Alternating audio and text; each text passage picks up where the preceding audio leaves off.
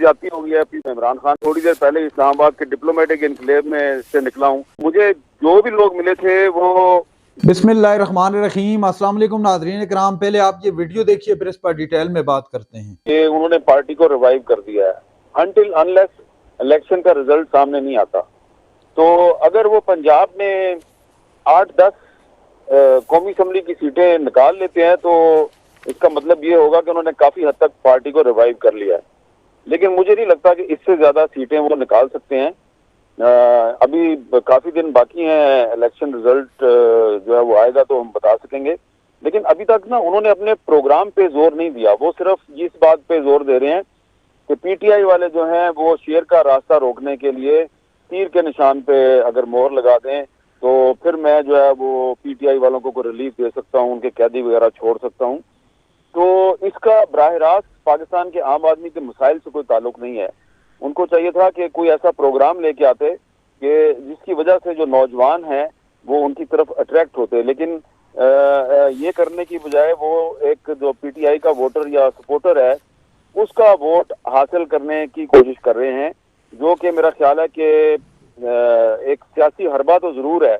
लेकिन इलेक्शन में जा रहे हैं तो इलेक्शन में अगर वो जा रहे हैं तो क्यों जो इमरान खान को सपोर्ट करने वाले लोग हैं वो बिलावल साहब को क्यों वोट देंगे? क्योंकि आपको अच्छी तरह पता है कि इमरान खान साहब की बिलावल साहब के बारे में क्या राय रही है। तो अचानक बिलावल साहब ने उस अपने बारे में जो इमरान खान के अल्फाज हैं उनको बुलाकर नजरअंदाज करके तो अब उनका वोट लेने की कोशिश कर रहे हैं। तो मेरा ख्याल है कि अगर वो सिर्फ अपने प्रोग्राम और मंशूर की बुनियाद पर वोट लेने की कोशिश करें तो ये ज्यादा मुनासिब होगा। लेकिन उनकी ये कोशिश अच्छी है कि वो पंजाब में अपनी पार्टी को दोबारा रिवाइव करने की कोशिश कर रहे हैं। इसमें तो कोई शक नहीं है कि 1967 में पाकिस्तान पीपल्स पार्टी जो है वो लाहौर में कायम हुई थी। लेकिन जब पार्टी पहली दफा इक़्तिदार में आई, जब 1972 में जब वो इक़्तिदार में आई, तो हमारे जो दोस्त हैं सारे पीपल्स पार्टी के, उनको देखना चाहिए कि 72 से लेकर 77 तक पंजाब में कितने चीफ मिनिस्टर बदले गए, पंजाब में कितने गवर्नर बदले गए। पंजाब में बहुत बड़े बड़े लीडर थे पीपल्स पार्टी के, उनकी आपस में लड़ाई थी। गुलाम मुस्तफा खर की हनीफ रामे से लड़ाई थी। फिर कभी सादक हुसैन कुरैशी साहब आए तो उनकी जो है वो मिराज खालिद साहब से लड़ाई हो जाती थी। तो ना कोई एक चीफ मिनिस्टर रहा, ना कोई एक गवर्नर रहा, सबको तब्दील किया गया। और फिर उसके बाद यही वजह थी कि 77 में जब पाकिस्तान में मार्शल लॉ लगा तो पंजाब से कोई बड़ी तहरीक नहीं चला सकी पीपल्स पार्टी उसके खिलाफ। वो तहरीक जो है वो सिंध से चलाई गई थी। और उसके बाद फिर जब 88 में दोबारा पीपल्स पार्टी जो है वो मरकज में उसको हुकूमत मिली तो पंजाब में नवाज शरीफ साहब आ गए। दरमियान में सिर्फ 93 के इलेक्शन के बाद पंजाब में पीपल्स पार्टी जो है वो कोलिशन गवर्नमेंट में आई थी। जब मंजूर भट्टू साहब के सिर्फ 14-15 वोट थे तो उनको चीफ मिनिस्टर बना के तो पीपल्स पार्टी ने कुछ ओहदे ले लिए थे, लेकिन उसका भी पीपल्स पार्टी को नुकसान हुआ। तो मैं ये समझता हूँ कि पीपल्स पार्टी जो है वो उसकी अपनी गलतियां भी हैं जिसकी वजह से वो पंजाब में कमजोर हो गई।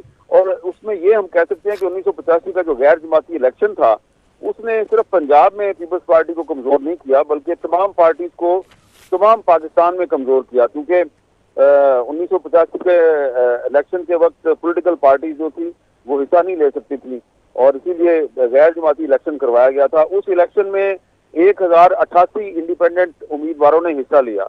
अब जो 2024 का इलेक्शन हो रहा है उसमें 3500 इंडिपेंडेंट हिस्सा ले रहे हैं। तो हम ये कह सकते हैं कि पाकिस्तान वापस 1985 में चला गया है। सिर्फ पीपल्स पार्टी अगर अपने आप को मजलूम कहेगी तो वो मुनासिब नहीं है, क्योंकि 1985 के इलेक्शन का पाकिस्तान की तमाम बड़ी पॉलिटिकल पार्टीज को नुकसान हुआ। पीपल्स पार्टी अभी भी जो ये बात कोशिश कर रही है कि पीटीआई के वोटर को कह रही है जी कि तुम तीर पे निशान लगाओ, तो उनकी बात को कोई सुनेगा नहीं। इसकी वजह यह है कि पाकिस्तान तहरीक-ए-इंसाफ जो है वो बतौर पॉलिटिकल पार्टी, बतौर एक ऑप्शन के अभी तक लोगों में मौजूद है। और अभी मैं थोड़ी देर पहले इस्लामाबाद के डिप्लोमेटिक इनक्लेव में से निकला हूँ। तो इस टाइम पे तो आपको पता है ना वहाँ पे सिक्योरिटी गार्ड होते हैं या सिक्योरिटी फोर्सेस के लोग होते हैं। मुझे जो भी लोग मिले थे वो यूनिफॉर्म पहने हुए लोग थे, प्राइवेट सिक्योरिटी गार्ड ज्यादातर उसमें वो थे। सारे मुझे यही कह रहे थे कि बड़ी ज्यादती हो गई है, पाकिस्तान तहरीक इंसाफ को इलेक्शन से आउट कर दिया गया। तो मैं तो जिधर भी जाता हूँ, अभी मैं परसों लाहौर में था, वहां पे भी मेरे साथ लोग यही बात कर रहे थे।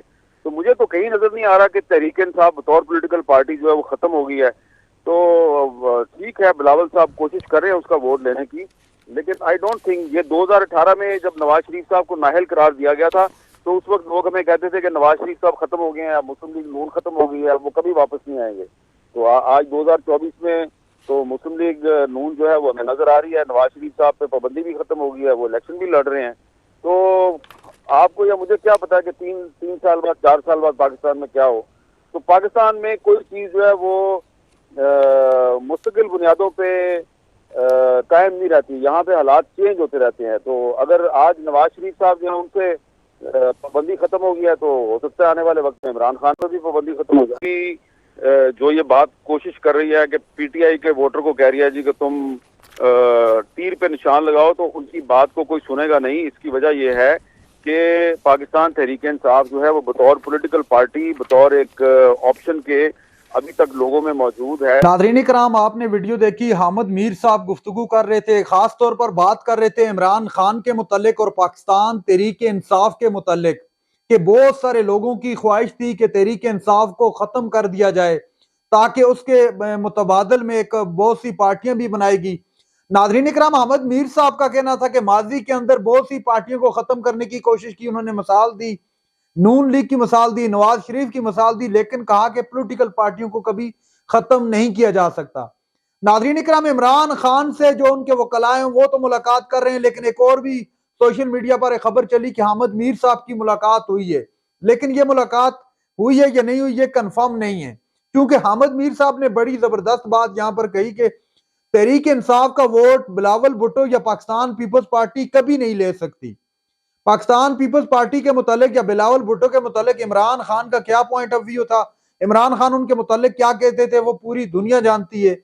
इसलिए बिलावल भुट्टो जो कोशिश कर रहे हैं कि तहरीक इंसाफ के कारकुनान को, तहरीक इंसाफ के लोगों को अपनी पार्टी की तरफ मोड़ा जाए, लेकिन ऐसा पॉसिबल नहीं है, क्योंकि इमरान खान करोड़ों नौजवानों के दिलों में बसता है और इमरान खान के लिए तमाम नौजवान 8 फरवरी को बाहर निकलकर भरपूर अंदाज में इलेक्शन डे वाले दिन वो न सिर्फ वोट डालेंगे बल्कि लोगों को भी कसीर तादाद में बाहर निकालेंगे ताकि वो आकर अपना वोट कास्ट कर सकें, इमरान खान के लिए वोट कास्ट कर सकें। क्योंकि इमरान खान, ये बखूबी आप जानते हैं, मैं अपना जाती तजजिया देने लगा हूं, इमरान खान की मकबूलियत का जो इस वक्त आलम है वो सबसे बड़ी उसकी वजह क्या है? सबसे बड़ी वजह यह है कि इमरान खान एक करप्ट बंदा नहीं है। इमरान खान दूसरी वजह सबसे अहम है वो ये है कि इमरान खान अपने मुल्क को अपने पांव पर खड़ा करके तमाम बैरूनी जो गुलामियां हैं उनको खत्म करके पाकिस्तान की एक आजाद खारजा पॉलिसी बनाने के हक में ये जो नैरेटिव है, ये इमरान खान का नैरेटिव नौजवानों के दिलों में घर बना चुका है। इसलिए कसीर तादाद में नौजवान जो है इमरान खान के साथ डट कर खड़े हैं।